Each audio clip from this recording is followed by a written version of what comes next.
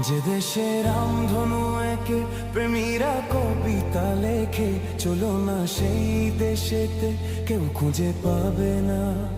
কথার গুঞ্জন শুনবো দুজন, কেউ শুনতে পাবে না। যে দেশে